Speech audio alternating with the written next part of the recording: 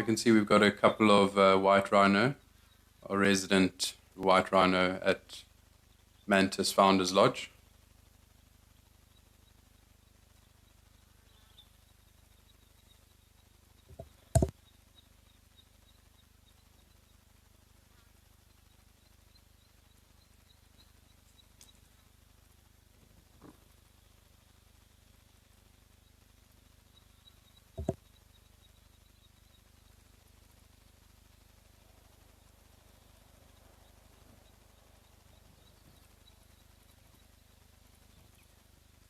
Good morning, everyone, and welcome to Live at the Waterhole on this wonderful Tuesday morning.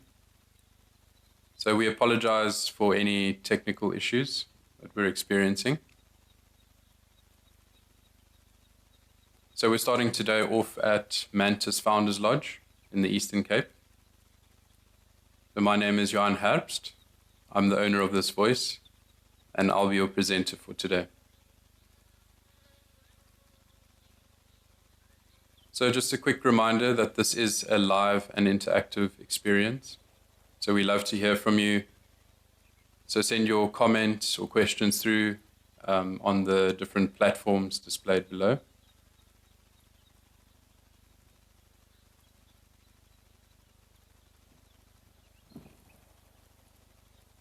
So today our theme is camouflage. So how animals stay hidden out here in the bush.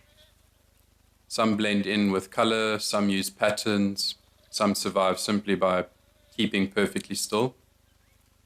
So predators use camouflage to sneak up on their prey, and prey use it to avoid becoming dinner. But what's your favorite example of camouflage in nature? So send your comments through and let's start the discussion.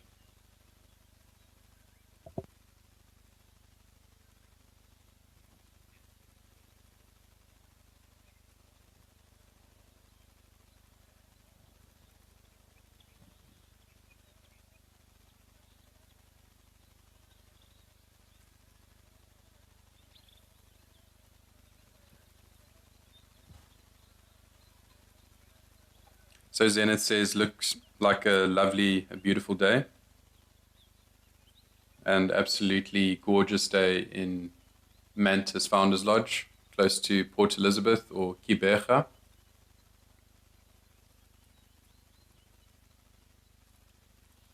So Penelope Kenyon says, hello live at the Waterhole. Hello all at live at the Waterhole. Johan and Zoomies and chatterers, enjoy all the wonderful sightings. So thank you, Penelope, for your lovely message. Lenny says, hello, Johan. Thank you. Hi, Lenny. Glad to have you with us today. So Max Zoe 23 says, my first time watching this show. It just popped up on my screen. So perhaps a fortuitous find. So we hope you enjoy the show, Max Zoe, and that you come and view the show again.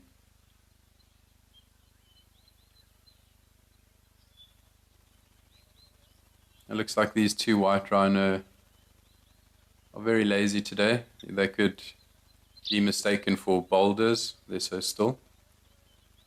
And often they do get confused for boulders or big rocks when out on safari.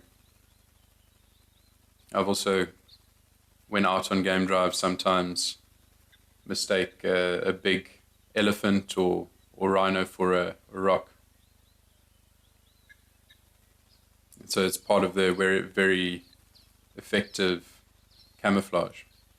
Not that these big pachyderms would need to be very camouflaged because they are so big and strong. So there's not much that preys on them, but there are still lions and hyenas which will prey on the younger rhinos.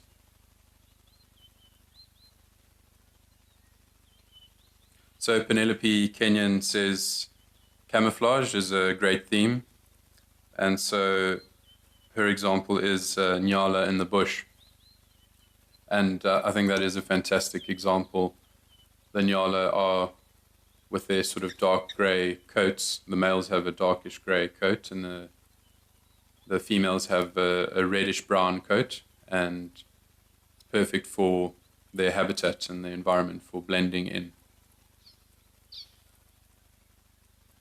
So nyalas also have white markings on their bodies, which also help to break up their form or their shape. And this can also make it difficult.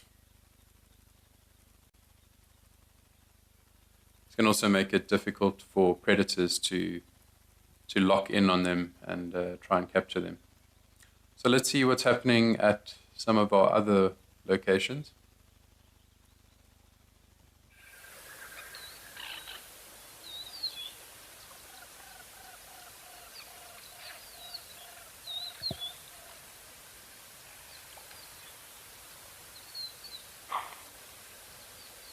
So we're here in Botswana at the basin at Selinda Reserve.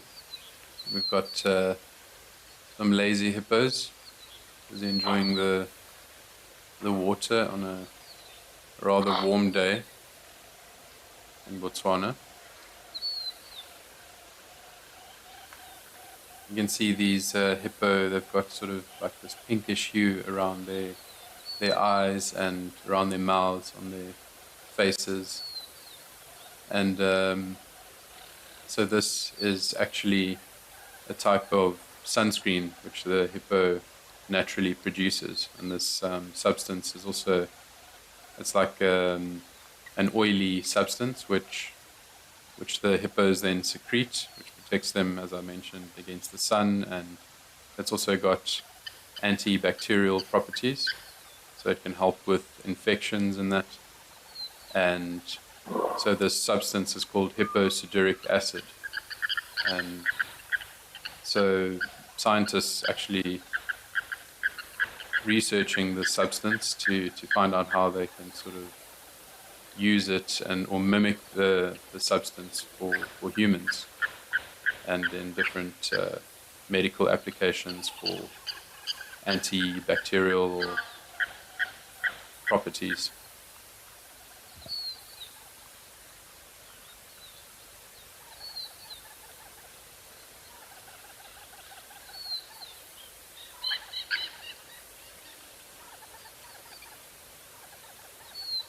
So Kezia says that their favorite example is the orchid mantis, which mimics orchid petals so perfectly that insects land right on it. And yeah, so I know of one species of the orchid mantis which occurs in Malaysia, the Malaysian orchid mantis, and they are truly magnificent. It's they're really just something out of this world. They so unusual, and they perfectly mimic a orchid. So, and this is perfect for their habit of preying on smaller insects. So they sort of ambush their prey by pretending to be an orchid. So thanks for that lovely example, Kezia. So Haley says, I love watching these cute big guys. And yeah, it definitely is very entertaining. You kind of wish that you could also be lazing about under the African sun in a nice big pool like these hippos.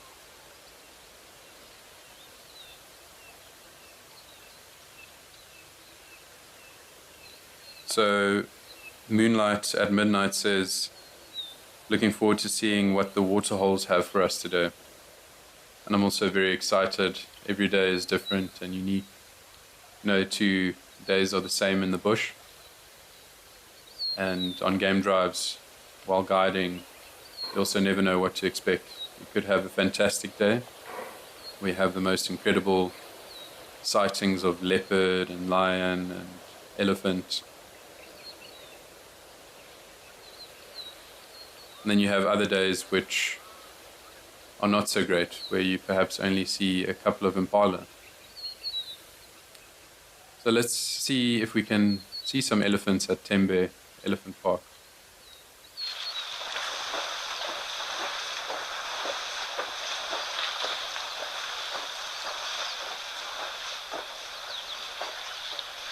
And lo and behold, elephants at Tembe Elephant Park. Who would have thunk them? See that elephant there in the background viciously scraping the mud, trying to make it all slushy so that he can apply it nicely onto his skin, have a nice spa bath.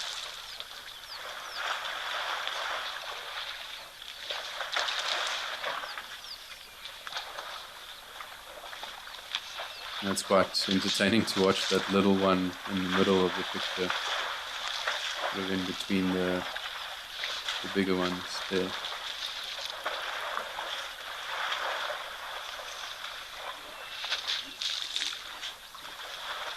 They look very animated, these elephants. I wonder, they must have just arrived at this waterhole.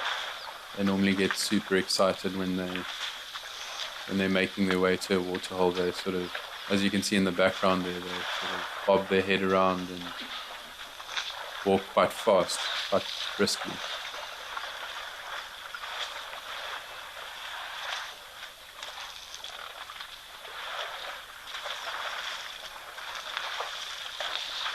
You can see this one in the front over here. He's only got one tusk. So one of the questions yesterday was, do the tusks of elephants grow back? And unfortunately they don't. Once they lost their tusk, then they don't grow back, unlike a rhino whose horn is able to grow back. So it's much like us with our teeth. So basically the tusks are like long teeth protruding from the elephant's mouth, and so it's made of enamel like our teeth, and the horn of the rhino is made up of keratin, so like our fingernails. So it's basically, if we lose a tooth, one of our mature teeth, not our baby teeth, then we lose it permanently. But if we lose a fingernail, it's able to grow back.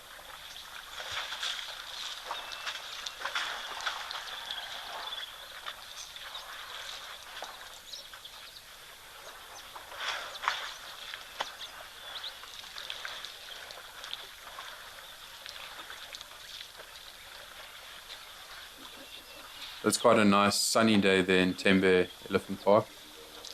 Looking up the weather earlier, it's 27 degrees and it's nice and sunny there.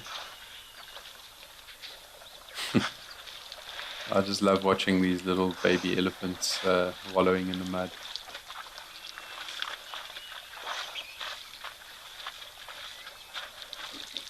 So playful.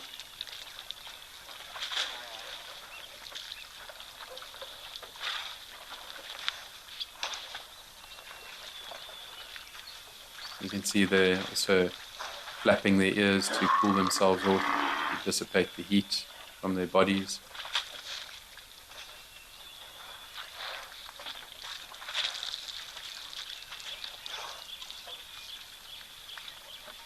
So Max Zoe is asking, how many years does it take to grow a tusk fully?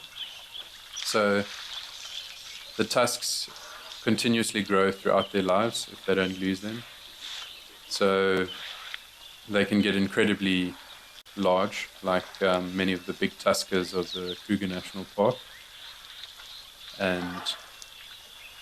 But they do get worn down with time because the elephants, especially in areas like the Kruger National Park, where the vegetation can be quite rough, and they need to often eat bark from trees, so they have to peel the bark and they have to dig the soil to access the underground water, and so with these actions their tusks slowly get worn down, and so sometimes some elephants just are genetically stronger than others in terms of how big their tusks grow. And they just have the gene which codes for really large tusks.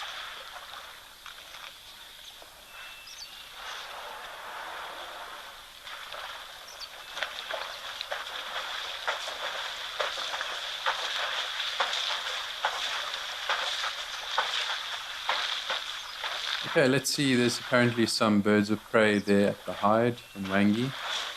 So let's have a look at what's in store for us there.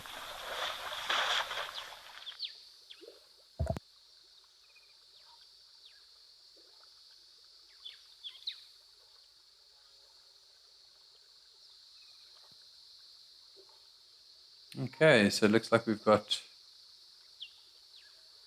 a hooded vulture in the front here. And the two yellow-billed kites flanking these hooded vultures in the middle. We often refer to them as YBKs, yellow-billed kites. It's the acronym shortened version.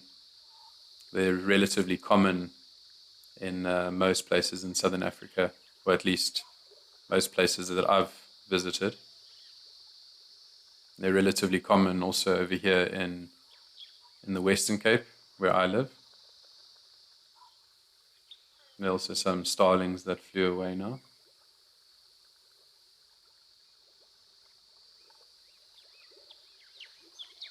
And you can see, I was also mentioning yesterday, these hooded vultures, they've got a very slim beak for a vulture. And this is due to their feeding habits. They tend to be the last to visit a carcass, and then they'll sort of nibble away at the hard to reach pieces of meat. And so their beaks are perfectly suited for that purpose.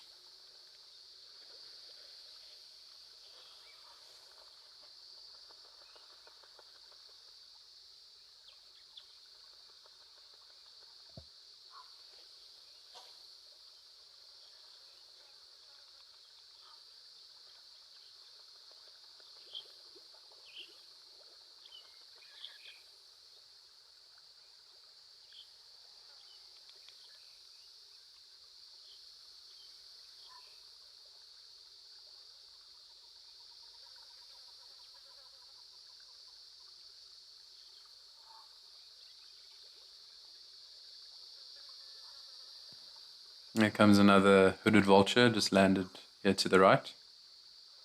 And so vultures and birds of prey, they tend to perch on these bare trees, often these leadwoods or larger knobthorn trees. Often dead trees. It just makes it easier so that they don't get caught up in all the leaves and the thorns of the tree. So it acts as a perfect vantage point for these birds of prey.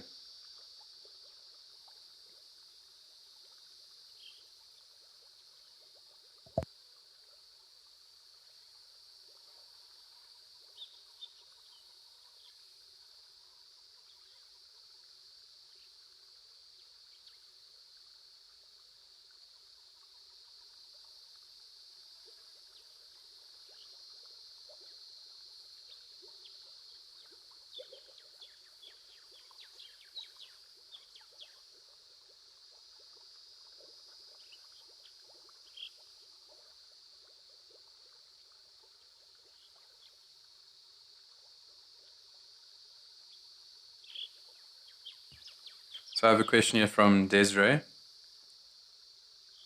asking, are hooded vultures always the first at a carcass?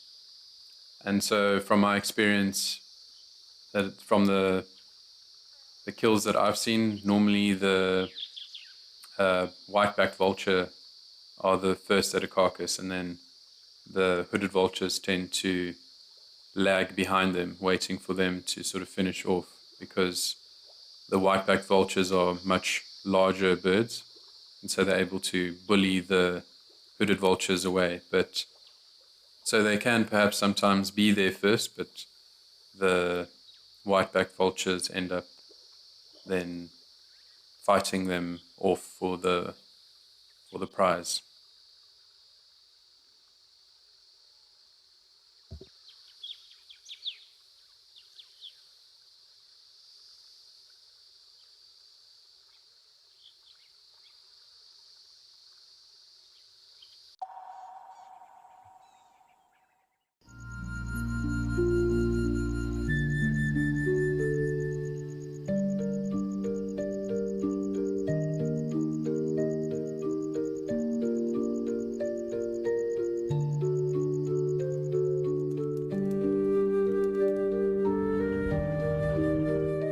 universe unfolds in front of you.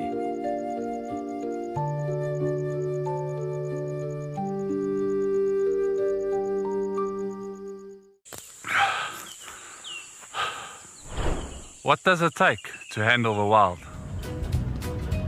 Balance. Determination. Focus. Yaku!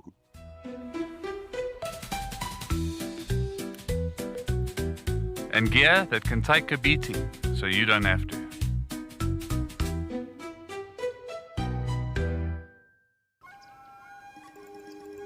Do you want to know why impala are the most common antelope we find here in the Kruger National Park? You can ask me questions like this in real time. Our safaris are live and interactive here in the heart of Africa. Join me on Safari Live. Connect with nature.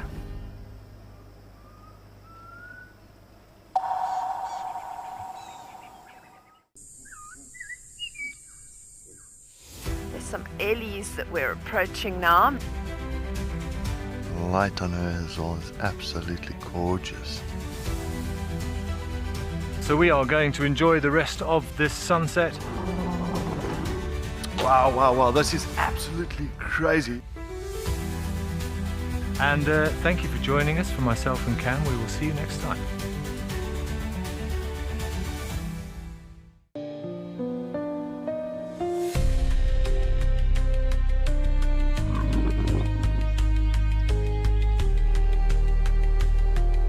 We are here with a male leopard.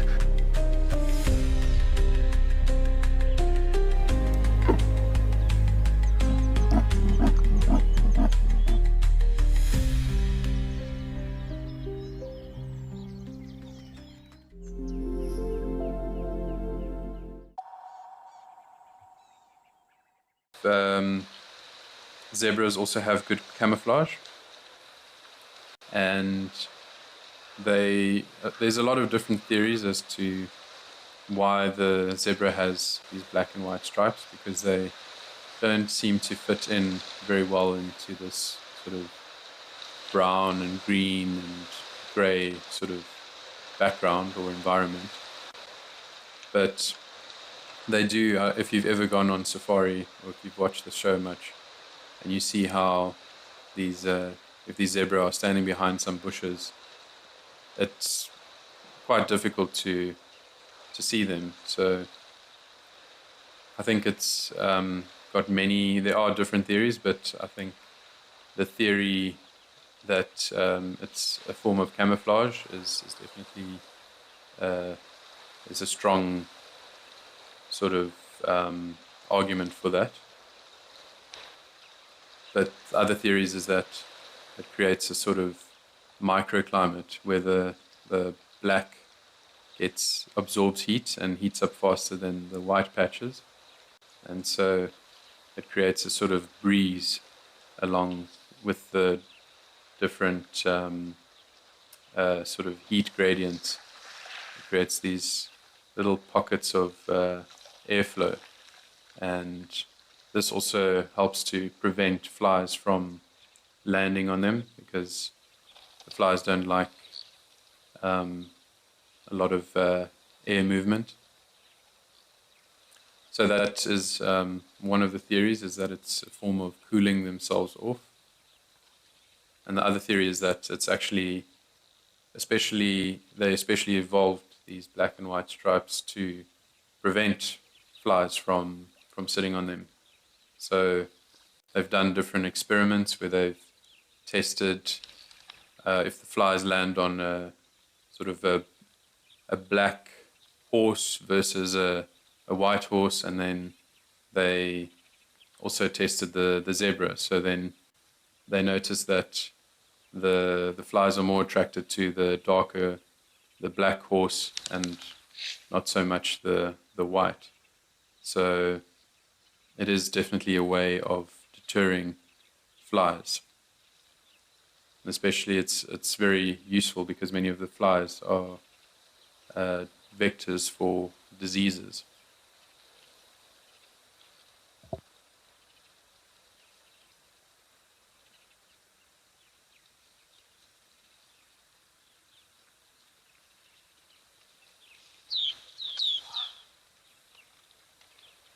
So I hope that answers your question, Don. Let's quickly see what's happening at Serengeti Explorer.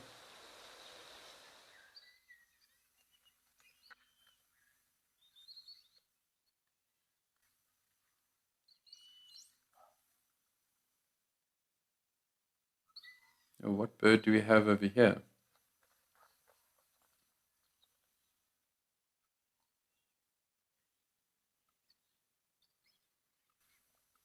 So now we're here in Tanzania,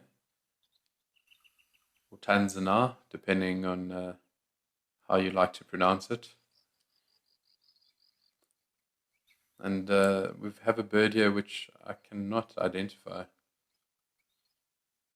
Perhaps if you give me a moment, I'll be able to look on my bird app, but I'm more familiar with the birds that we find here in southern Africa, so not quite sure what bird this is, but I'll quickly try and figure it out.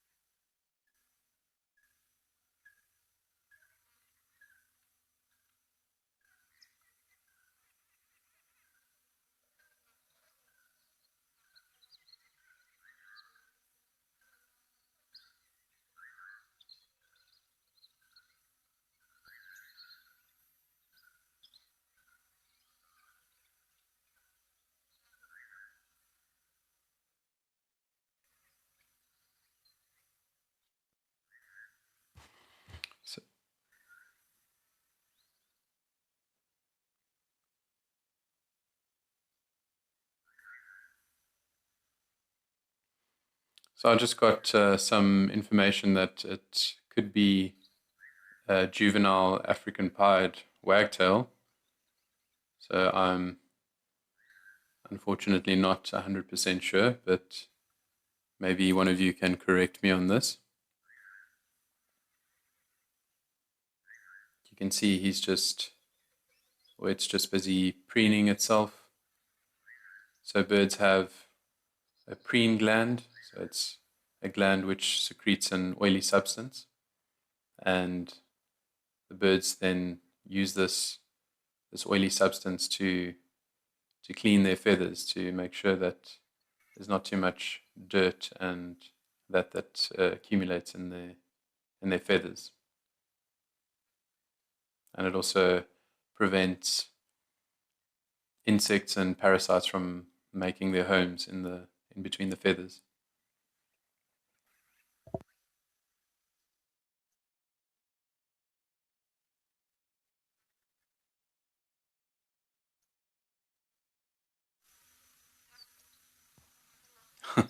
So I have a comment here from Mr. Elemental saying it looks like a small land penguin. You use your imagination, it definitely, most certainly does. I think it's a little bit too small for a penguin. And then Melanistic Marble also commented, I thought it was a penguin for a second, East African bird.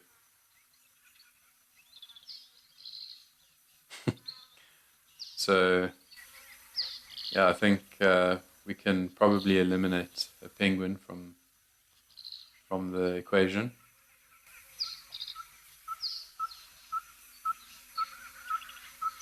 So another comment here from Mayesh, South Africa, SA.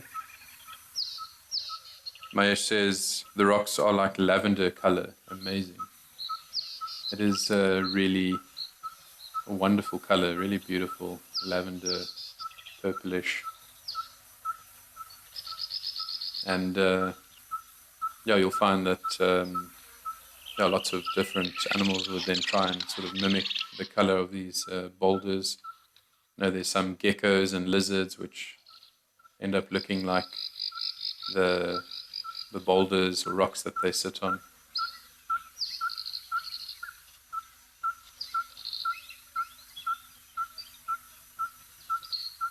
So Max Zoe says, fascinating how everything in nature has evolved with a purpose. Definitely fascinating stuff. Everything has a purpose in nature. There's everything, all the shapes and colors and all the different things have some sort of purpose. And everything works together to form a perfectly balanced ecosystem.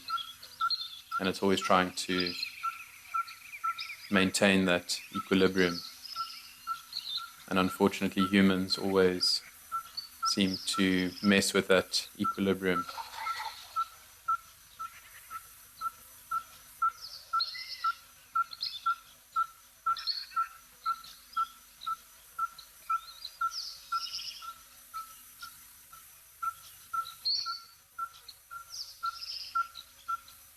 So let's go back to Tembe Elephant Park. There's an elephant busy digging away at the soil.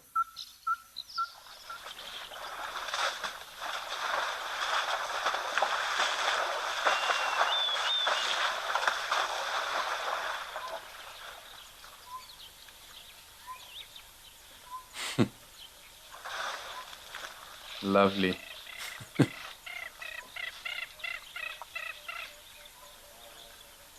You can see how elephants are referred to as ecosystem engineers, and you can see how they definitely drastically shape and change their environments. They're so big and they're able to dig and to push trees over and to drink a lot of water, and so they definitely play a big role in shaping the environment, especially the savanna in which this savanna elephant occurs. Plays a very important role in maintaining the balance between trees and grasses, which is very characteristic of the savanna. So if you eliminate the elephants, then perhaps the trees grow too dense, and then it becomes more of a forest than a savanna. But then again, if you have too many elephants in an area and they push over all the trees, then you have a situation where it becomes a grassland or perhaps desert, if some of the trees are very important in maintaining preventing the soil from getting too hot and baking.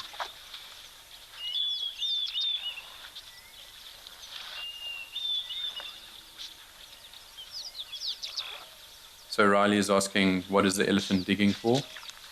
And so I would say that this elephant's probably trying to get some mud, some nice thick mud, dark mud, in order to layer itself with that mud in order to protect it against the sun. So they use it as a sunscreen, and also to prevent the parasites and that from getting into the cracks on their skin. So the mud ends up drying up, and then it traps all those insects, kind of petrifies in a way, you could say, the insects. And then when an elephant finds a suitable rock or tree, then they'll rub themselves up against that post, and then they peel off all those nasty parasites. So another reason could be maybe they are eating some of the soil, which is what we refer to as geophagia, so the eating of rock or soil. And so this is, elephants and some other animals do this in order to supplement their diets, because sometimes the grasses or the other vegetation that they eat doesn't have sufficient minerals in it, so then they just supplement their herbivore diet with some soil.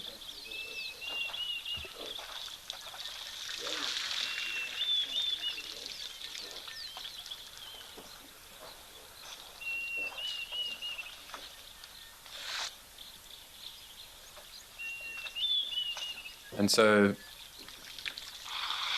there's other forms of, or there's other ways in which animals acquire minerals and different bacteria and things which they require for digestion. And so there's another behavior which we refer to as osteophagia, so phagia meaning to eat, and then so osteo meaning bones. So sometimes, like a giraffe, for example, you'll see them sometimes picking up bones and gnawing at these bones in order to also get some extra calcium and minerals in their diet. And then you also get what you call coprophagia, where animals eat dung. They eat their own dung in order to get some bacteria or some of the enzymes or things to help digest its food. I wonder what this elephant over here, I don't know if they're being playful or what's going on, but it looks like they're being a bit silly.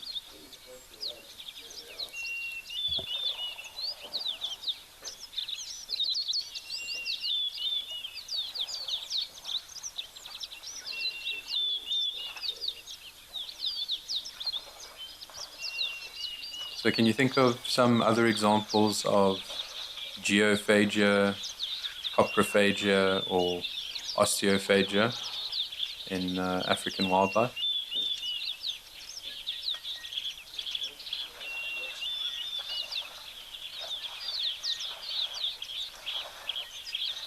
So Helen NT to me says both ears in tatters. So referring to that elephant that we were looking at earlier.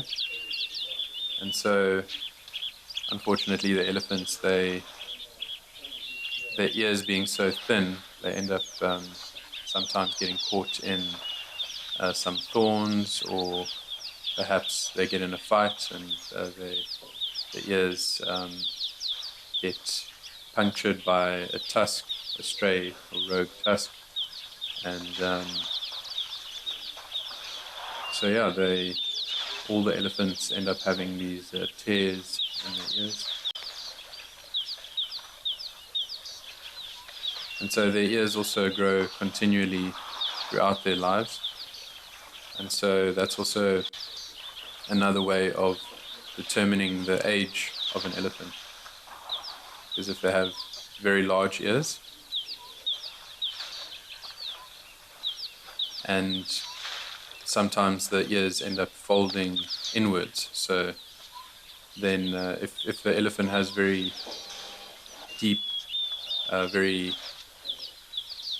flaps, then you can tell that it's quite an old elephant. So let's see what's happening at the hide.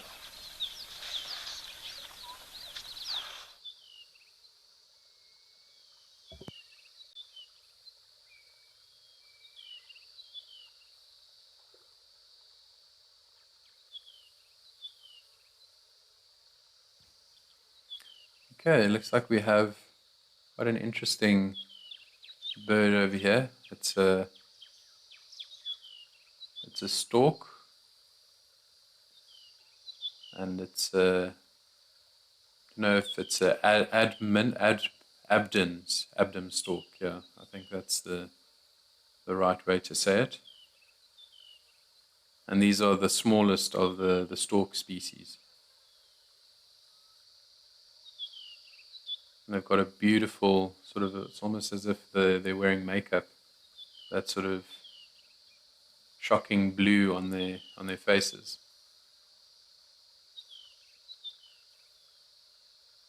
Quite charming little, or big birds. And you can see this one is also busy preening itself, or busy getting rid of any ticks or other parasites that get stuck in the feathers.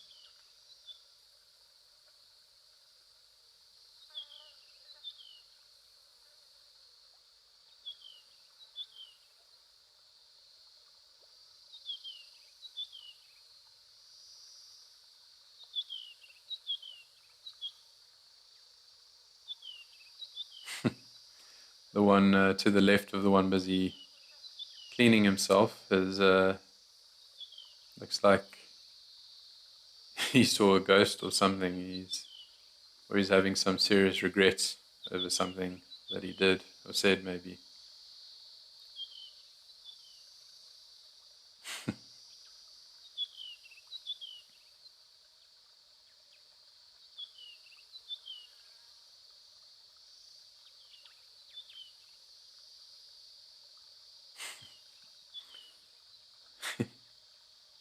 Looks very silly.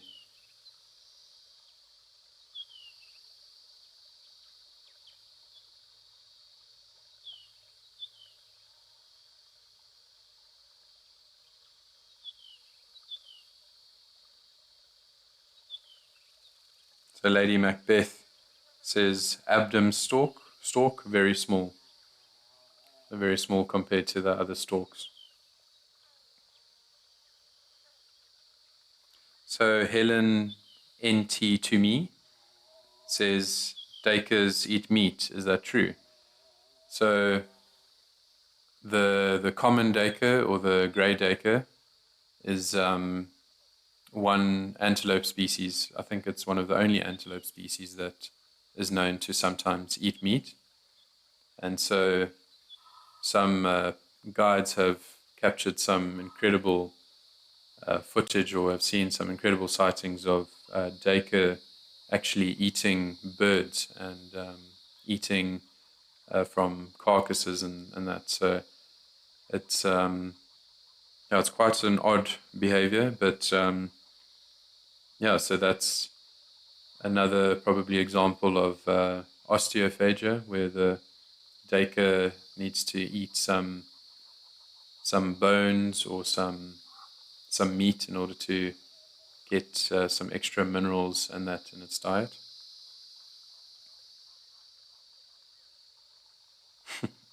So Lola says that that stalk to the left is taking an open-eyed nap. Open-eyed nap, excuse me.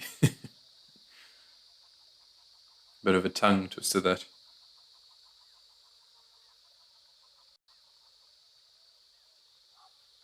So Zaza says, good morning. I always knew of a white stork. So, yeah, white storks are one of the many different species of stork that you get here in southern Africa. You also get the marabou stork, and you get the woolly-necked stork, you get the saddle-billed stork. And the saddle-billed stork is enormous, and they're also actually quite attractive birds, unlike the marabou stork, which is part of the ugly five.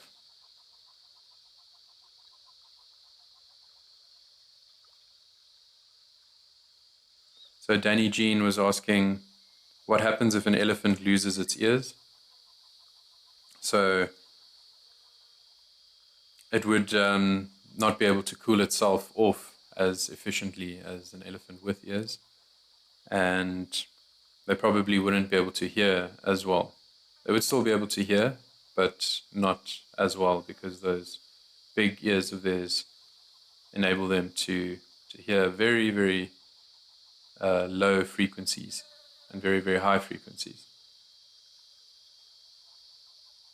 The big ears act like a sort of satellite which channels the sounds into the ear hole.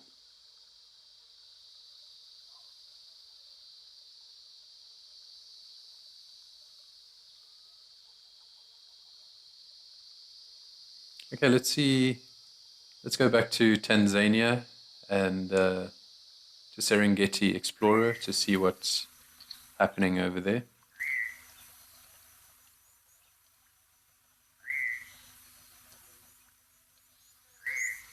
Oh, we've got some waterbuck in picture over here, that would seem.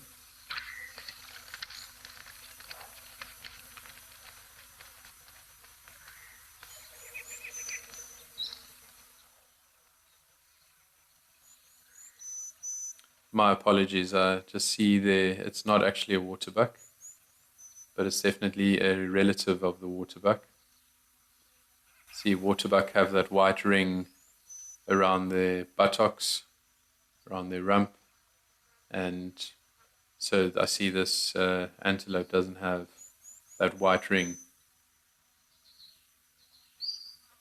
So I'm not entirely sure what species of antelope this is. Unfortunately, my experience of antelope is more based on my knowledge of the southern African bushveld. So yeah, maybe you can enlighten me as to what antelope species this is. So I've got a comment here that says divisive waterbuck. So it is a type of waterbuck, but they're known as divisive waterbuck. So that's actually quite beautiful. It's almost as if they're wearing black stockings or long black socks. So you see, I'm also learning as we go. And no naturalist can claim to know everything. So definitely learning a lot.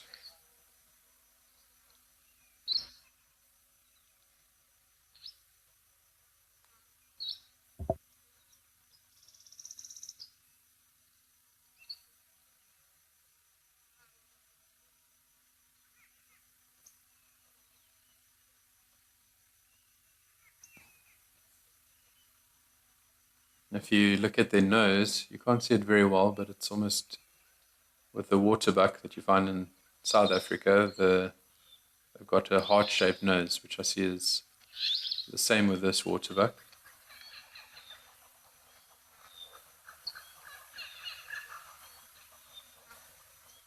And so waterbuck the males are very territorial, as in most places in southern Africa and eastern Africa, water can sometimes be a scarce commodity. And waterbuck are very dependent. They're one of the antelope species which we say are water dependent. So you won't find them further than 5 kilometers away from some form of water. And so in order to attract females, the male has to have quite a nice waterhole or stretch of river, and he ends up fiercely guarding that stretch of water or river. Sorry, the stretch of river or waterhole.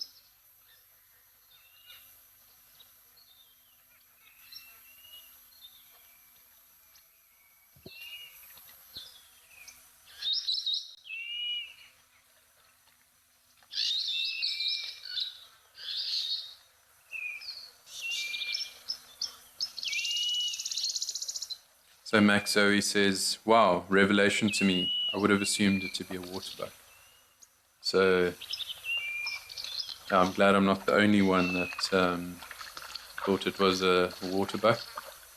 And I'm grateful that you made that comment. So thank you, Max Zoe.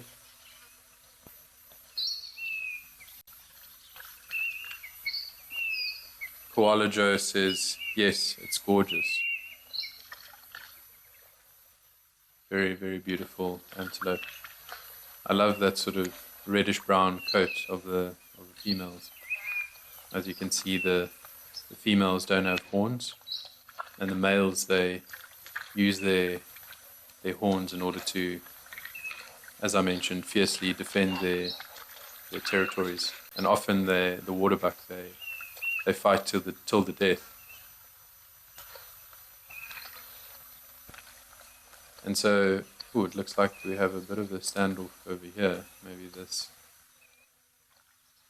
waterbuck to the left is maybe taking a chance by entering the one on the right's territory.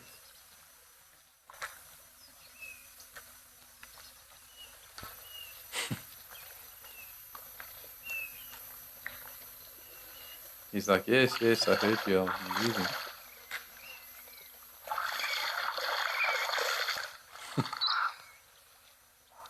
He definitely got the message.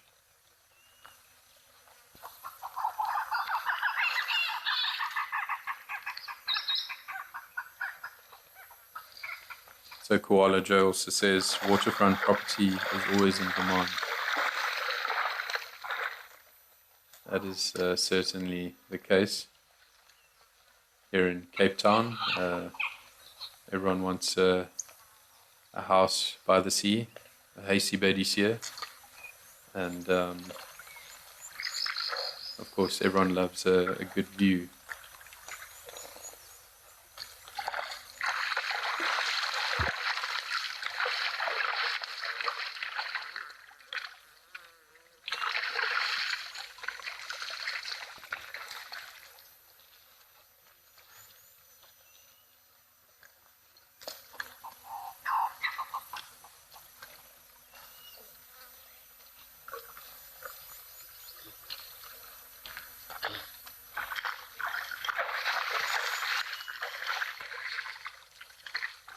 So while doing the show, I haven't actually seen Serengeti Explorer much, and it's actually quite a privilege to see the landscape here. It looks absolutely magnificent. The rolling hills in the background, and looks very luscious, very green over there. Wow, it's just looks like a 5-star lodge over there in view.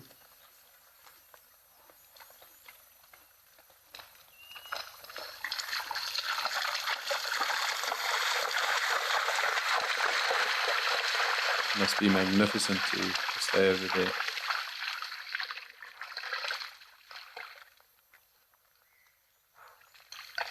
And you can see a kingfisher of sorts. I think it almost looks like a woodland kingfisher, but then again I could be wrong. Yes, it is a woodland kingfisher that's busy hunting for some insects, maybe some dragonflies or some other little bugs that are hanging around the waterhole, that are flying about there.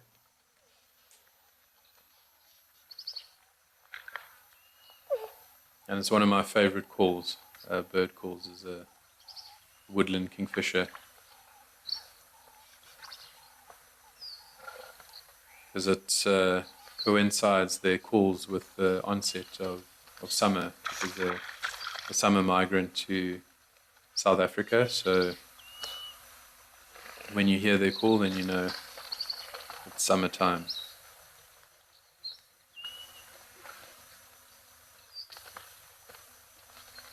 So Elian says, a trip to Serengeti for you. Sure, I would love that. I think East Africa is very high up on my bucket list. So any excuse to go and visit would be lovely.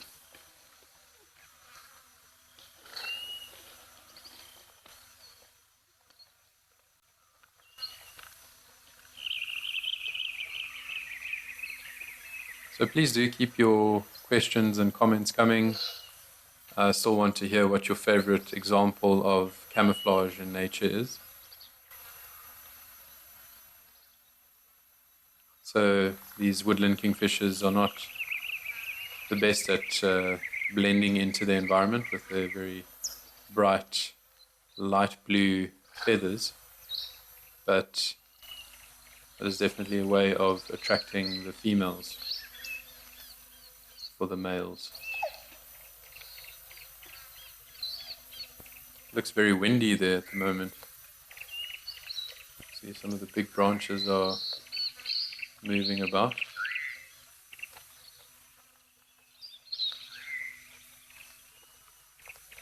So Zaza from Ribeja is asking why they're called waterbuck.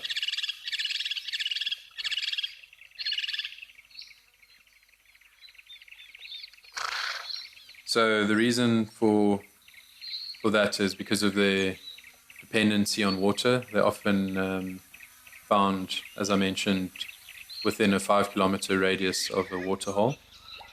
and they also tend to be in the water quite often.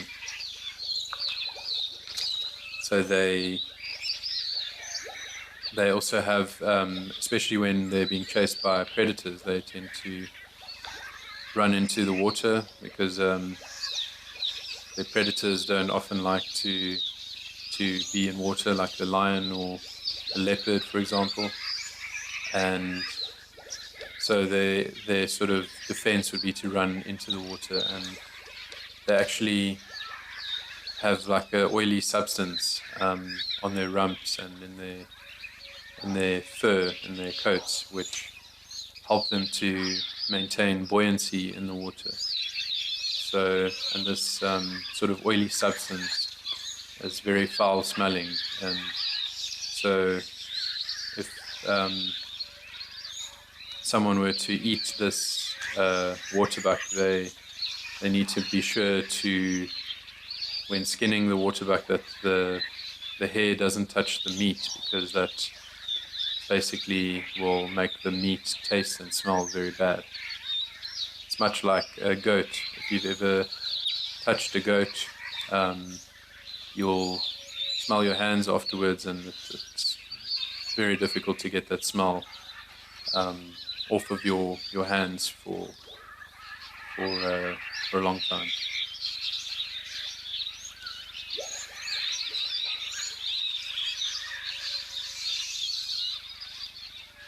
So Kim says a good example of camouflage in nature is an African rock python whose patterned scales look just like rocks and leaf litter.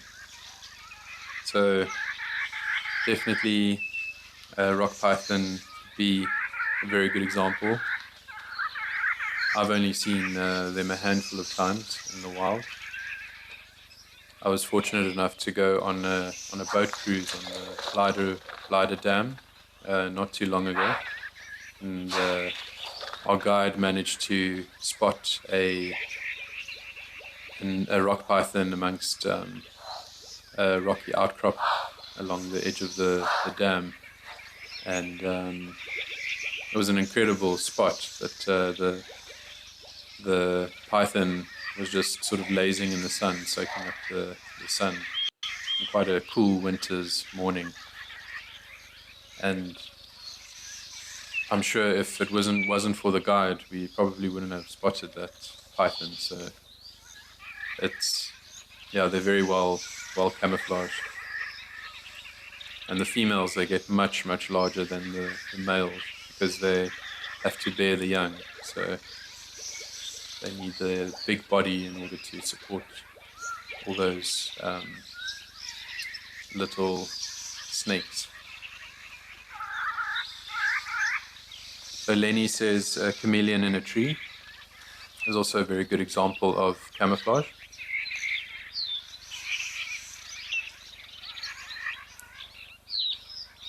Okay, let's quickly go to Menokwena. Let's see what's happening there along the Butete River.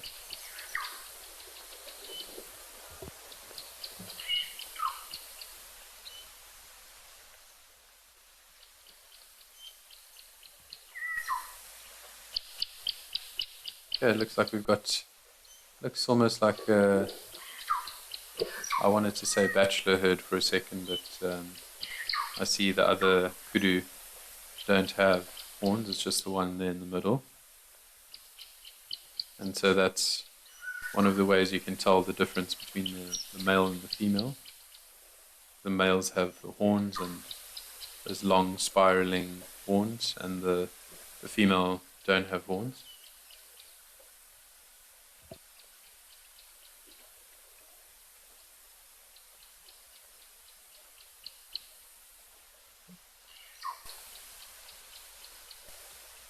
So yeah, it seems that he's the only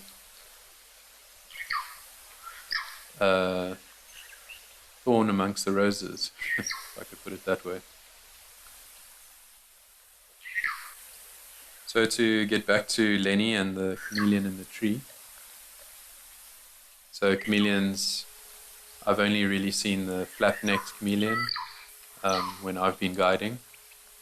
And they're also just the most incredible reptiles. They're also able to change color depending on their mood, and apparently they also use the color changes to communicate without giving their position away. Instead of vocalizing or moving too swiftly, which would then maybe draw the attention of the predator. So they are fascinating, and with their prehensile tails, which are able to grip onto branches, and then their long tongues, which are sometimes the length of their body or longer, and they use that long tongue of theirs to catch their prey from a distance. And then they also have those opposable digits, those 4 fingers which clasp onto 2 branches.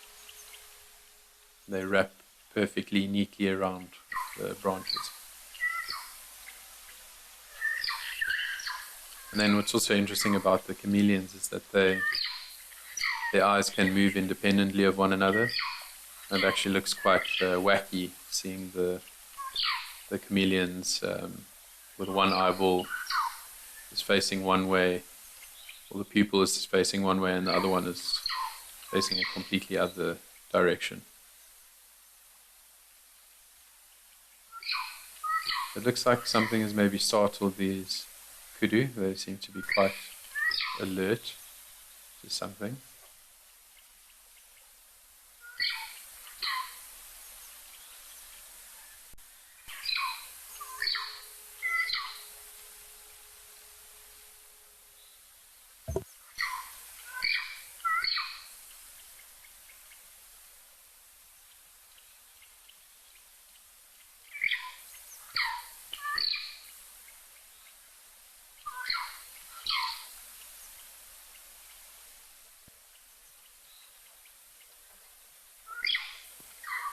It looks like the Oteti River, or this region, has received a little bit of rain, because it's looking a lot greener than it was a month ago when I last presented.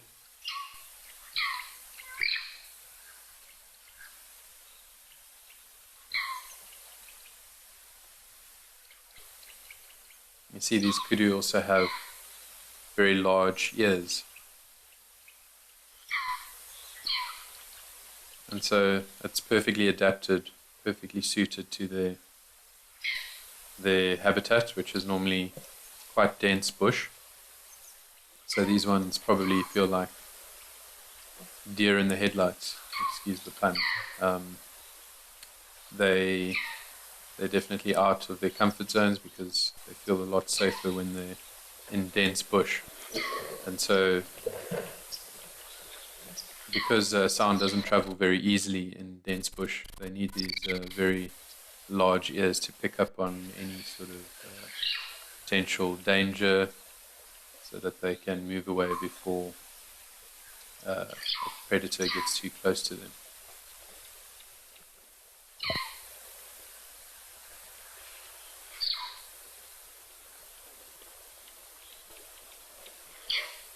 And then also, if you notice, you look at how the kudu walk, you'll see that their back foot always lands on the spot where their front foot has just been. So we call this registering. So they walk on top of their footprints, basically. So if you can see, they're always walking on their own footprints. And this is also a strategy which then makes them less likely to be heard, especially in the dense vegetation where there might be a lot of leaf litter lying around. They're perhaps making a lot less noise when they're walking on top of their own footprints.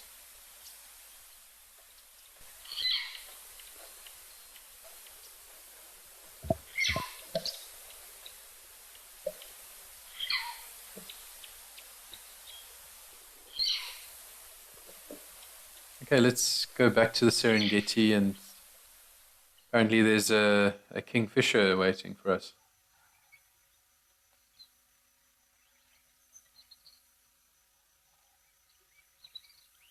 Okay, there we go. That's now a beautiful shot of this woodland kingfisher. Stunning, absolutely stunning bird. You see they have these very long beaks which enable them to catch the insects.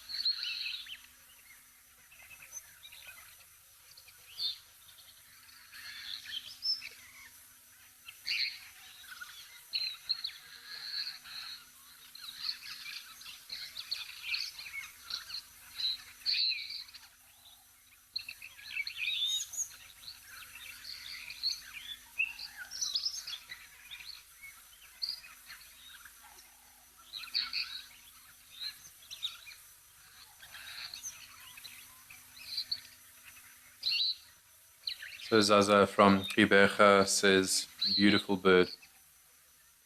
Definitely one of my favorites. So my absolute favorite bird is a half-collared kingfisher. I just think they have the most beautiful coloration.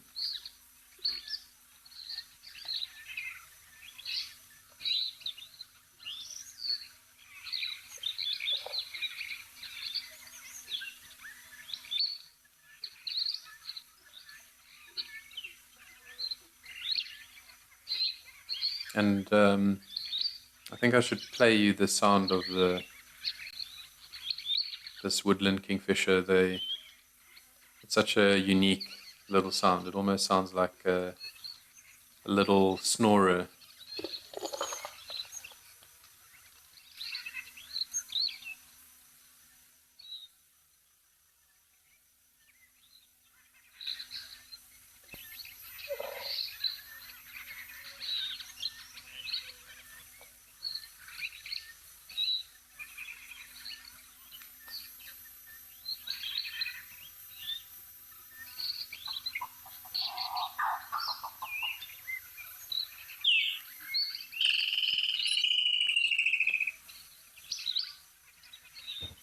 Okay, so that's the sound of the woodland kingfisher.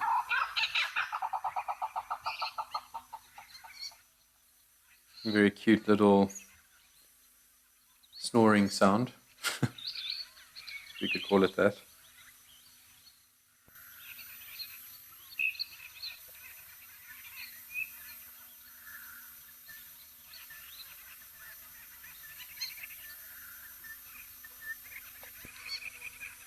So Pierre Dubois, so I don't know if I'm saying your name correctly, says, this one and the lilac-breasted roller are lovely.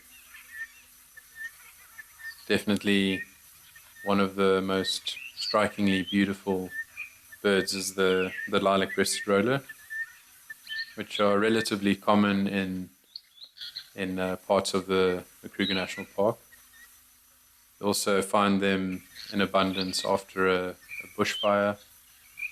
They love hanging around waiting for the insects and other creatures to be flushed out of the grass by a fire.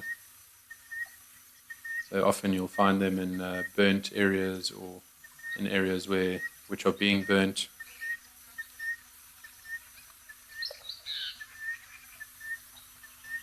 So Mr. Elemental says that a stick insect has a very good camouflage. And I've definitely seen some massive stick insects, and they're often very, very impressive. And oh wow, look at that. See the perfect example of the the kingfisher catching a little insect, swooping down, waiting for an insect to flush out of the grass or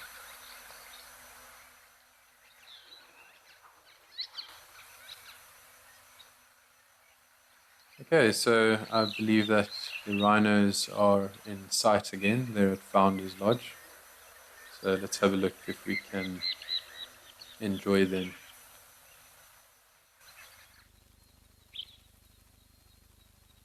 So Melanistic Marble also says, ooh, caught an insect. Not often that we see a kill on the show, so that was really cool to see. So Pierre did confirm that I pronounced his name correctly, so thank you, Pierre.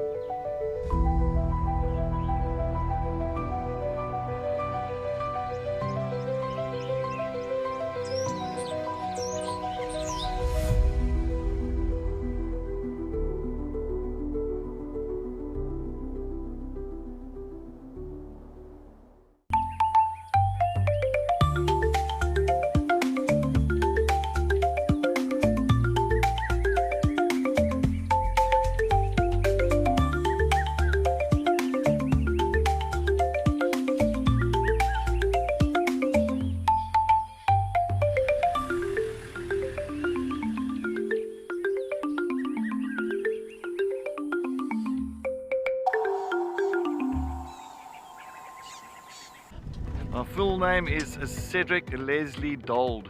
The best driver at Wild Earth, it is me. I believe I'm the best driver. I think so because I've. Best part of my job, I say, is just to try and look out for these animals, track them down. I love tracking animals. I love looking for, fresh tracks, and if you can find them, it's just at the moment of accomplishment. If I wasn't a presenter for Wild Earth, I would be the drummer for AC/DC. Ah, the bush, full of beauty, wonder, and absolute chaos. And now, all that madness has its own show. It's called a Wild Bush Week. The countdown of the most outrageous, heart-stopping, and sometimes downright ridiculous wildlife moments of the week. Lions throwing their weight around. Hyenas gate-crashing the buffet. Leopards doing, well, leopardy things. Each week, it's a fresh reel of safari gold. A mix of drama, She's just got an impala, everybody. danger, and a healthy dose of laughter. So, if you fancy a highlight show with bite, and I don't mean just the animals, tune in to a Wild Bush Week. You bring the tea, and we'll bring the tusks, tails, and teeth.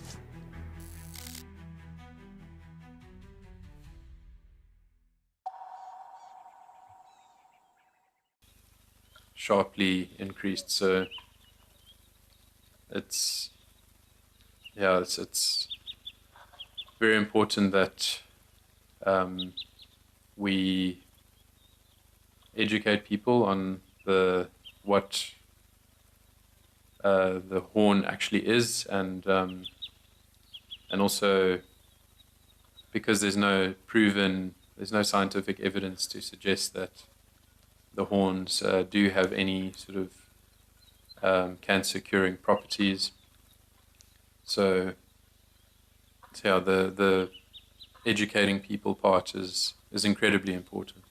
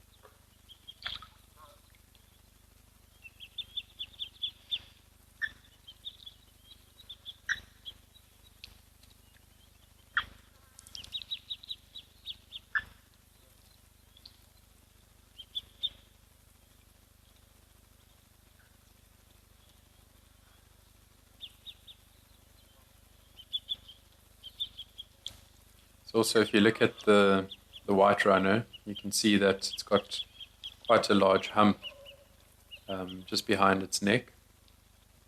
And so this is what is referred to as a nuchal hump. And so this is quite unique to white rhinos because their heavy heads hang low in order for them to eat grass. And in order to support these very large heads, they need very strong neck muscles, so and shoulders. So all those muscles sort of concentrate in that nuchal hump. So if you ever see a black rhino and a white rhino next to each other, you'd quickly be able to tell the difference by looking out for that hump. Melanistic Marble says, another lovely day at Founders. And it is a fantastic sunny day over there in Founders. And lovely 25 degrees Celsius. And not too many clouds in sight. And the Egyptian geese also seem to be enjoying this lovely sunny day in Founders.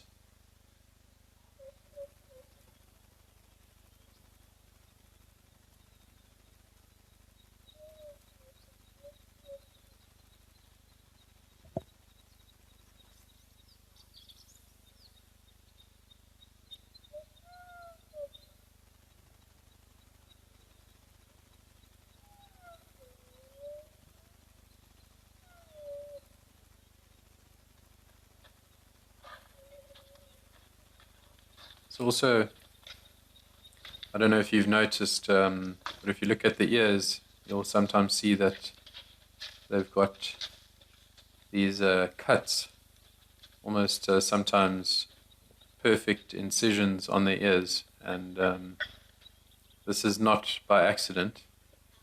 So this is a way of identifying the rhinos in the wild, because it's very important for reserves to monitor their rhino populations. So they're able to quickly identify a particular rhino based on the notches on their ears. So each rhino has a particular notch pattern, a very unique notch pattern. Because of course they don't have stripes or patterns like a zebra or a giraffe that does, a unique stripe pattern. Okay, bye-bye. It was lovely to see you, rhinos.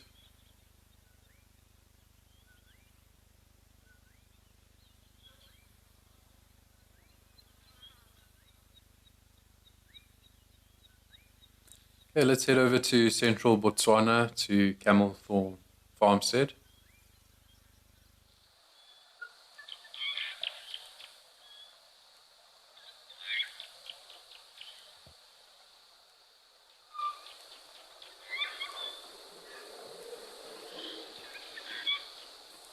And we have a really impressive crocodile in sight over here. It almost looks like it could be mistaken for one of the rocks in the background. A beautiful crocodile, this Nile crocodile.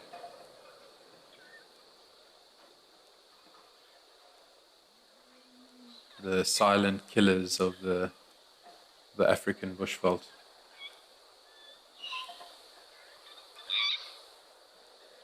So many people believe that the hippo is responsible for more deaths than any other animal in Africa, besides, of course, the mosquito, which is the biggest killer.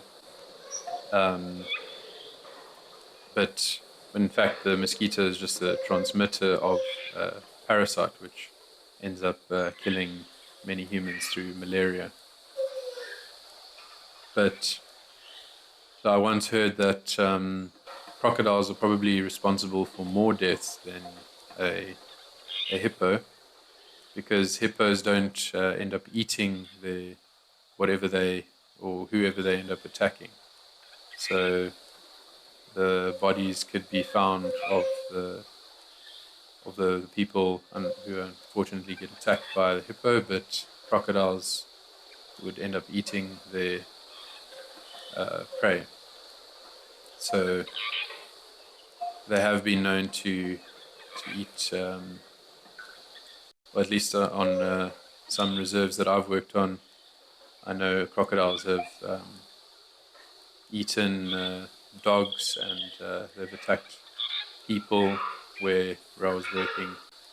Unfortunately, someone managed to save the person that was being attacked by a crocodile, but that person unfortunately lost their leg. But it just goes to show that you can never be too careful in the African bush.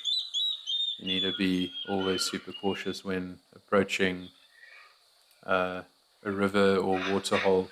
You just never know what might be lurking beneath the surface of the water.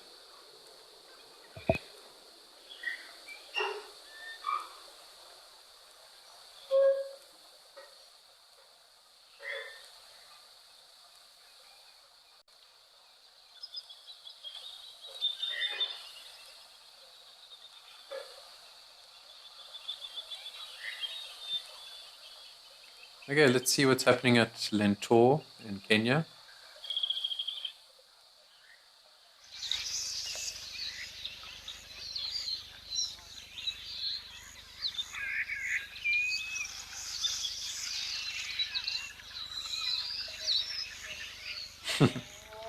We have some baboons in picture over here. Some Rafikis. If you've ever watched The Lion King, you'll know Rafiki. I always just love watching baboons. They are just probably for me one of the most entertaining animals to watch. And they're often seen as pests in South Africa, because they at some lodges and different accommodations, people or the baboons end up breaking into people's accommodations, and then they end up raiding the fridges or the pantries, and they just wreak havoc, and they end up pooping everywhere as well. As if it's not bad enough that all your food is gone, they leave you a little present there to say thank you for your delicious food.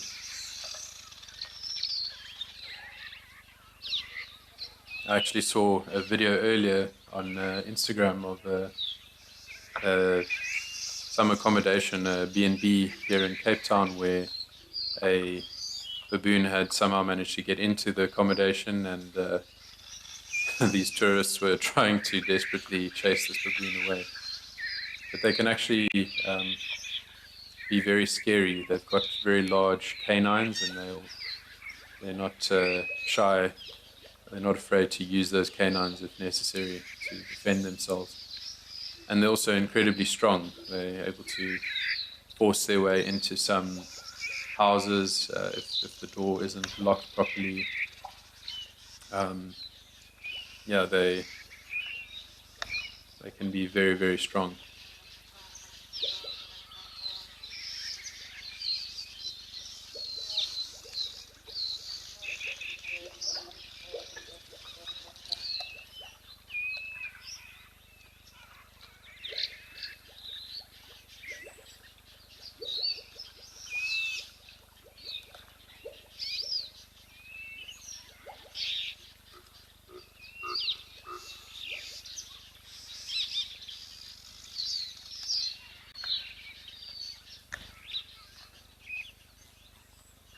So Joanne Mello 5085 says, love baboons also. So I'm also glad that you love baboons as much as I do, Joanne.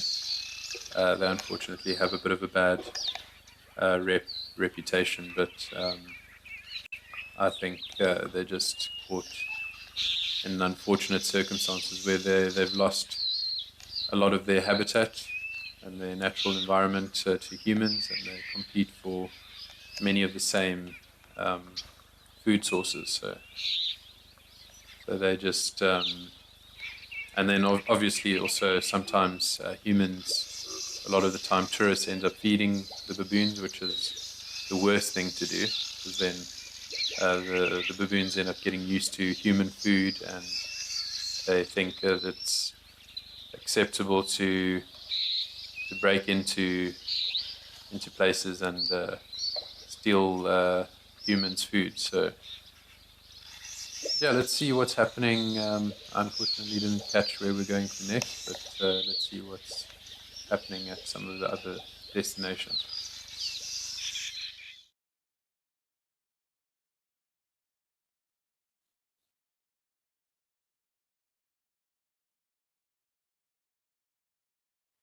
Okay, so I see we're at Elephant Pan in Botswana.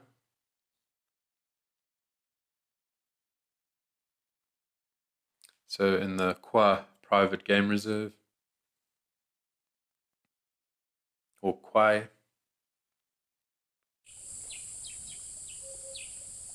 And we have some giraffe in picture over here. Looks like southern giraffe, which you typically find in Botswana and South Africa and Namibia. You get 4 species of giraffe. You also get the Maasai giraffe and the reticulated giraffe. So tell me, what is the 4th species of giraffe, which I haven't mentioned? I'd like to hear from you what the other species is.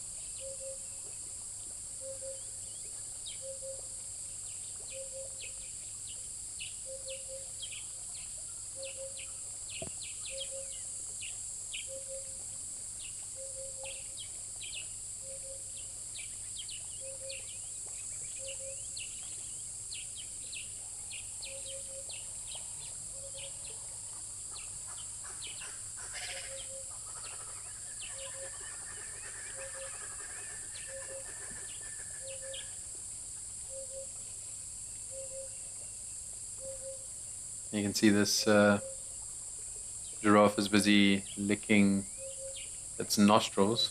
They've got these incredibly long black or dark sort of purple tongues. You can see he's just sort of cleaning his face a little bit there.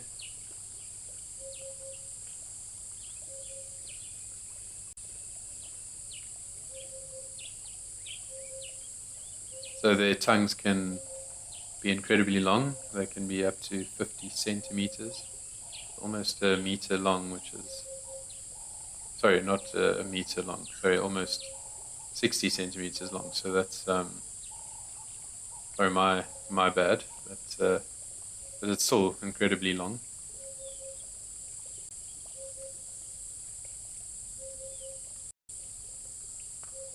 So William is asking, is a giraffe a type of cow? And so they are similar to cows in that they are ruminants. So they also have this the 4 chambered stomachs like a cow does. And that's why you'll often find that the dung of a giraffe is also, it's very fine. Like there's not, the vegetation that they eat ends up being ground down very fine, because the giraffe will chew the leaves until it's a very fine sort of bolus or into a little ball, and then they'll swallow it, and then it will enter their first stomach pouch where it ferments slightly, and then they regurgitate it again. They bring it up again, and then they chew it some more. So this makes sure that the food becomes very fine. So there's a larger surface area for all the enzymes and that to digest the food. Okay, so Lily seems to have given us the answer. So thank you, Lily. So we get the Maasai giraffe the northern giraffe, reticulated, and southern. So we were missing the northern giraffe. And of course they all have a unique pattern, spot pattern on their bodies.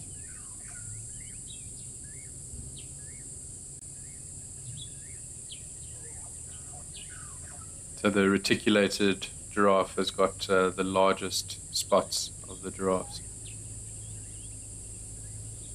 And they're found in East Africa. And then of course the southern giraffe found over here in Botswana and other parts of southern Africa, as I mentioned. And then the Maasai giraffe found in the Maasai, as the name suggests, in also Eastern Africa. And then the northern giraffe also found in East Africa and other parts of Central and Western Africa.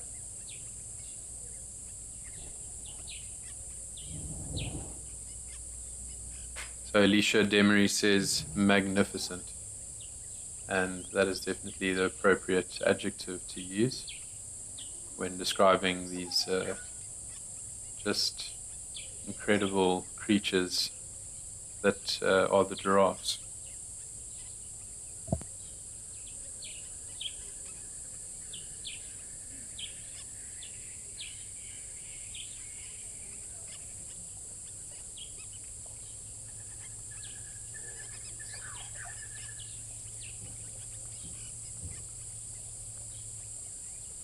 That looks like a female over here in picture. She's got very small ossicones. Those horn-looking structures on the top of the head. And you can see there's quite a thick tuft of hair on top of those ossicones, which the males lack. They don't have that. They're bald on the very top of their ossicones, and also their horns are much. Sorry, not horns. Their ossicones are much thicker. And also this particular giraffe over here doesn't have that median sort of horn, that thick bony protrusion between the eyes. So you can see the females lack that because they don't fight as much as the males, so they don't need as much protection for their eyes and their other parts of their face.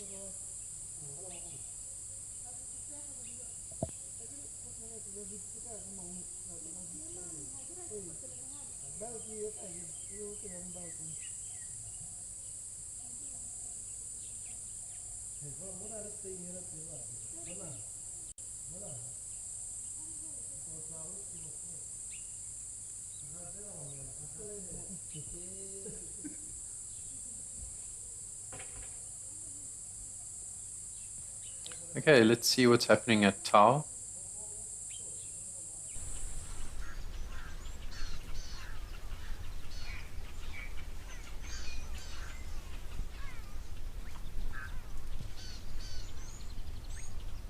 Okay, so we're now at Madikwe Game Reserve in the northwest province of South Africa, at the Tau waterhole. We've got a female kudu to our right and some baboons to our left, some curious baboons.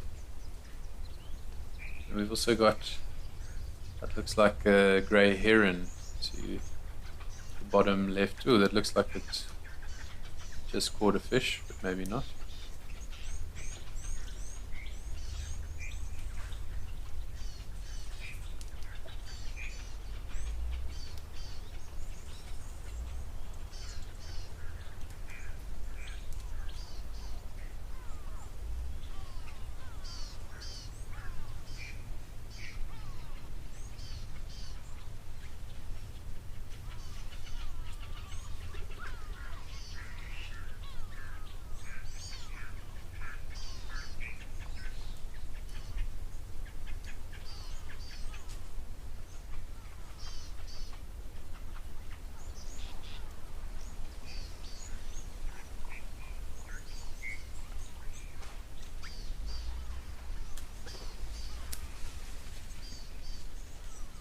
You can see that baboon was also being very cautious when drinking water, as most animals which could be prey end up doing, because they're very vulnerable when they're at the waterhole. Lots of predators wait in ambush because they know that all animals need to drink at some point, so they're sometimes just lurking around there. I don't know if you saw just now, but earlier there was some lapwings that were mobbing these. Oh, there we go. You can see how these birds are flying very closely to the baboons, mobbing them. We call that behavior, where they sort of flying very low and sort of pecking at their heads, at the baboons' heads, in order to chase the baboons away from their nest. So these lapwings, they have their nest on the ground, and baboons love to eat eggs, bird eggs. So these lapwings are just trying to chase them away from. They're just too close to the nest for comfort.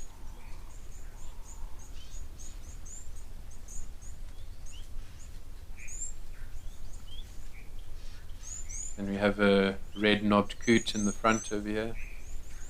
Just swam to the bottom left of our screens.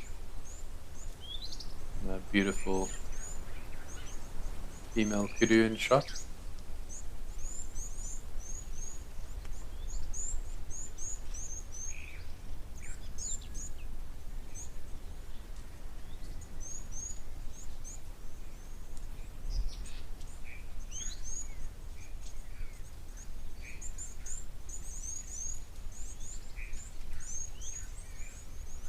And a couple of Egyptian goose in shot as well.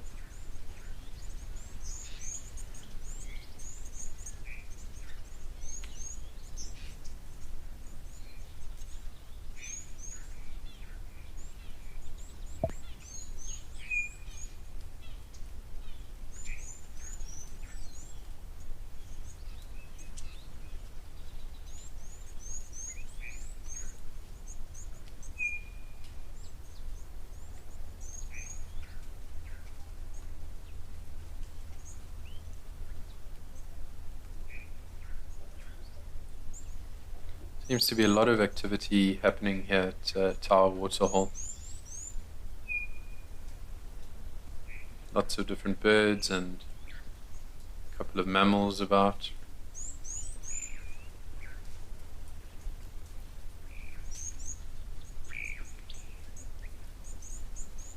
You also see a lot of weeds that end up growing around waterholes because they are the soil ends up being very disturbed around these areas.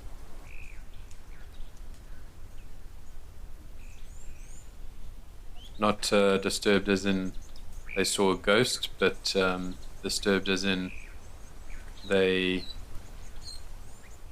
a lot of activity, there's a lot of mixing of soil and trampling of soil, so the soil becomes very compact, and which prevents a lot of the more indigenous and some of the what we refer to as the climax grasses and other plant species from growing in the soil. And so the weeds, they tend to grow in very shallow soils, and they like disturbed soil, so you see a lot of weeds growing around a waterhole. You can imagine with all the trampling of elephants and buffalo and all the different antelopes that the soil does end up being very disturbed.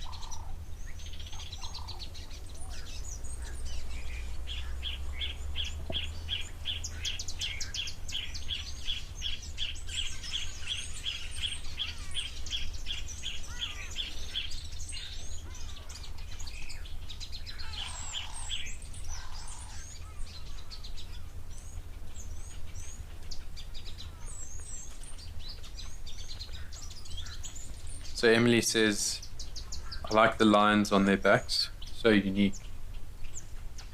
So I'm sure you're referring to these kudu over here.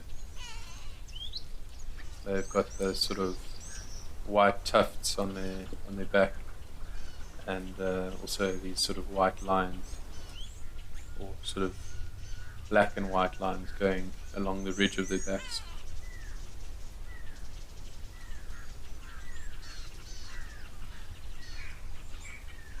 And so it's part of their camouflage, also part of breaking up the shape of them. So it becomes more difficult for predators to decipher the shape of and to hone in and target on that particular kudu.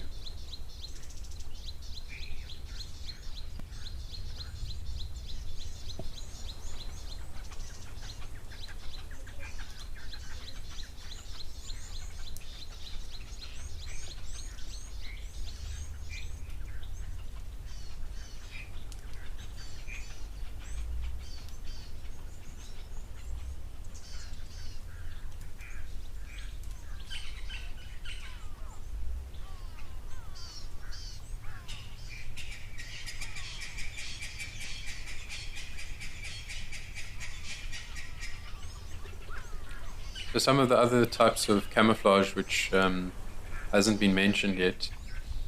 So another example is are owls. Owls are very good at camouflage. They are nocturnal, but during the day they can sometimes be seen perched on branches of trees. And the African scops owl looks just like a dead branch. So I think that's a really good example of sort of concealing coloration, where the animal sort of blends in perfectly into its environment.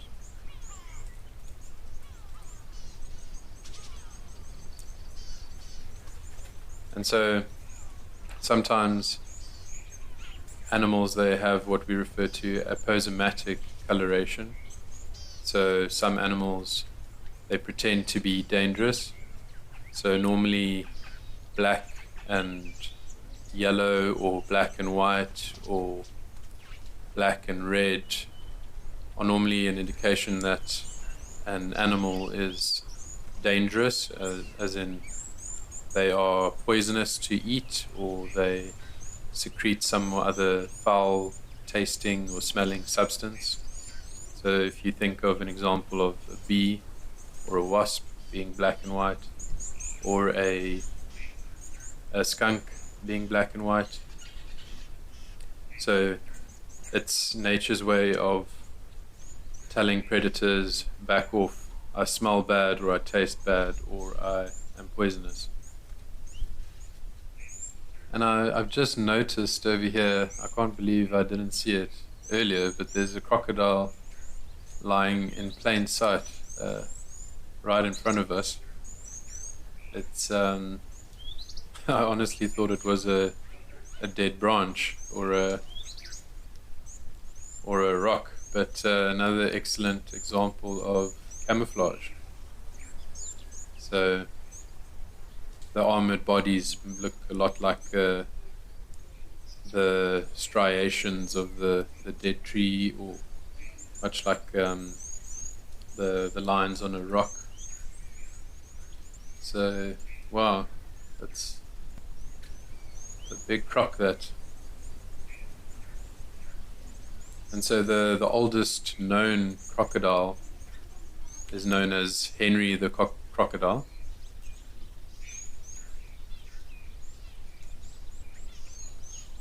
So Henry the crocodile is a captive crocodile in South Africa that weighs 750 kilograms and measures 5 meters in length, and is also 125 years old. So that's quite incredible. But so let's see. We're now at Lentor Lodge in Kenya, in the Great Rift Valley. And we have, looks like, what mongoose? Is that a dwarf mongoose? Or one thing for sure is that it's a very cute looking mongoose. I think perhaps it's a banded mongoose, but then again, as we saw earlier, that I can sometimes misidentify animals, especially ones which occur in East Africa.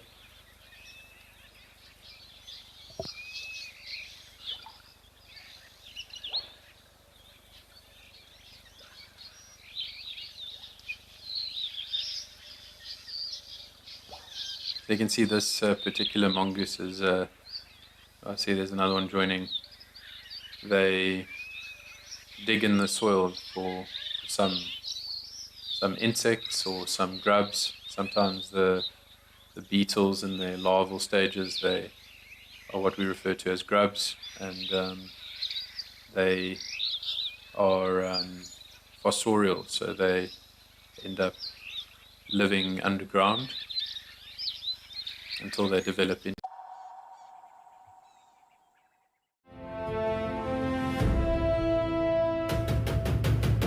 Oh, yes, there's a leopard. I've got a leopard here. My name is Cedric, and behind the camera with me we've got Muscles and Paul. Well, it is Feline Friday.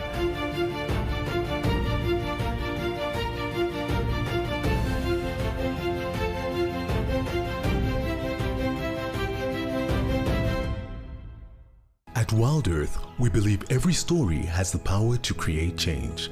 That's why we've launched the Wild Earth Impact Foundation, a non-profit dedicated to conservation and social impact. By showcasing conservation stories, we can change lives, protect nature, and empower communities. We have partnered with Empowers Africa to accept tax-deductible donations from US donors. Your donation will help fund critical programs that support our mission. Join us and be part of the change.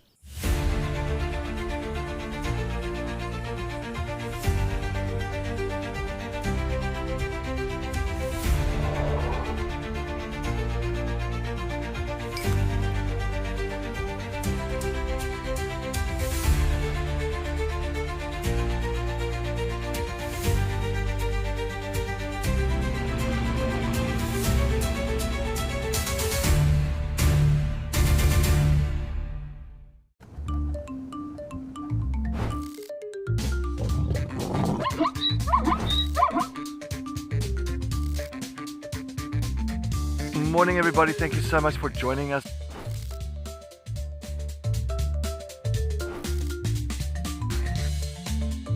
Wow, that was amazing everybody.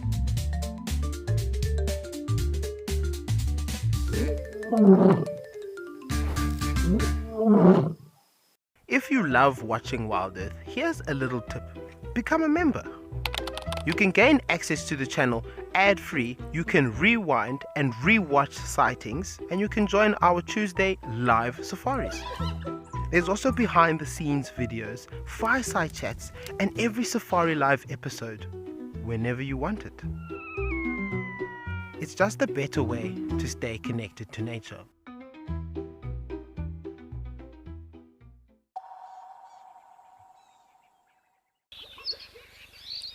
Some monkeys as well, some vervet monkeys in shot over there.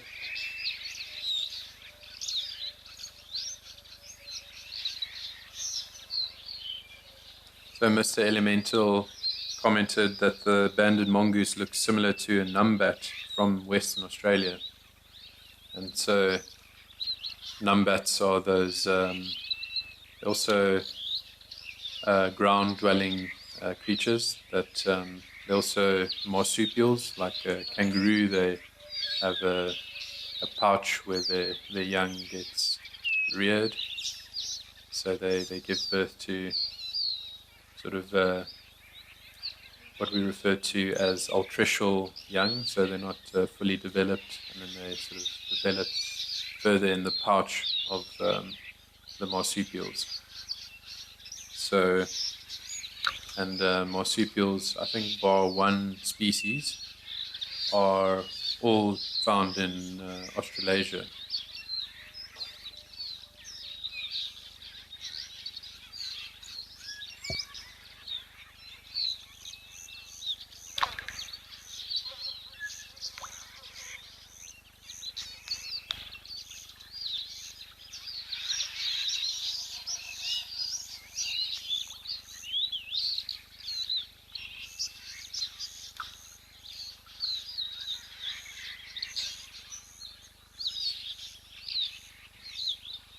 You can see these vivid monkeys, they look quite different to a baboon.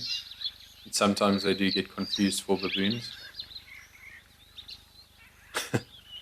Got Squirrel Nutkin in picture again.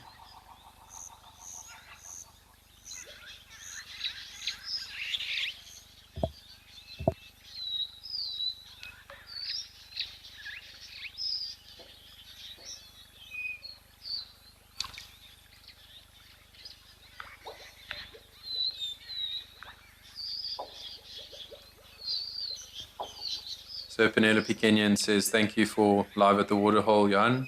Many ideas for a great school art lesson on camouflage. Bye, friends. Thank you, Penelope, for tuning in.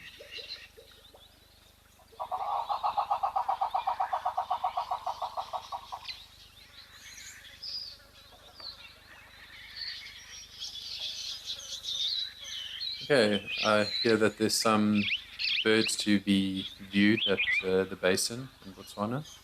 Let's go have a look at that.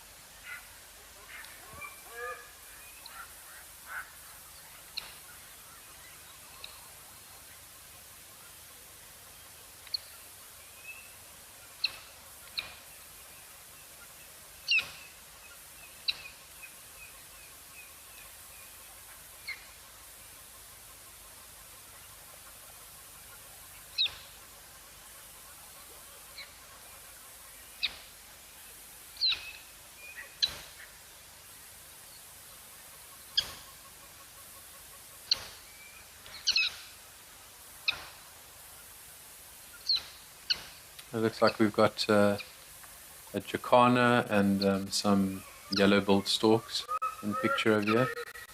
They're quite a common stork, but obviously much a little bit bigger than the Abdam's stork, which we saw earlier. So Joanne Mello says, thank you, Wild Earth and Johan. Good Tuesday, everybody. And a very good Tuesday to you too, Joanne Mello. Lenny also says, thank you very much, Johan, Wild Earth, FC, and Africam. So thank you for tuning in, Lenny. It's always a pleasure to have you on the show, and all the people that comment. I'm very grateful for your comments and questions. It really does make the show a bit more interactive and conversational, which is, I think, ideal.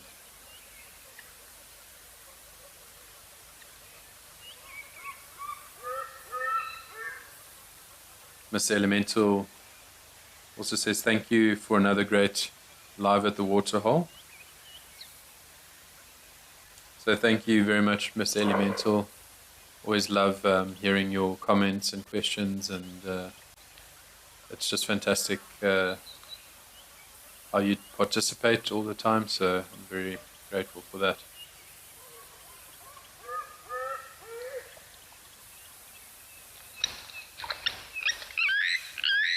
The show wouldn't be the same without you guys, so it's really fabulous to have a conversation.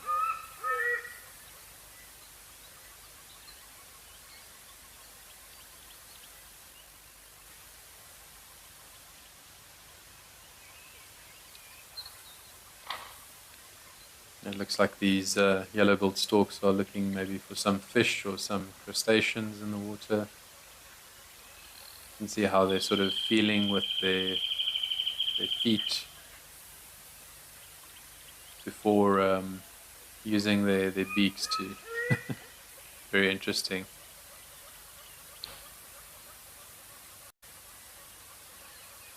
Okay, so, oh wow, look at that. Yellow-billed stork seems to have caught a barbel, a catfish. That's very impressive. So we've got two catches or kills today, so that's very impressive. But I think it's now time to wrap up, unfortunately. So I'd just like to thank all of you for joining me today, and I hope to catch you tomorrow. I'll be here tomorrow again and ready for your questions and comments. It's been a very lovely show. Have a lovely Tuesday.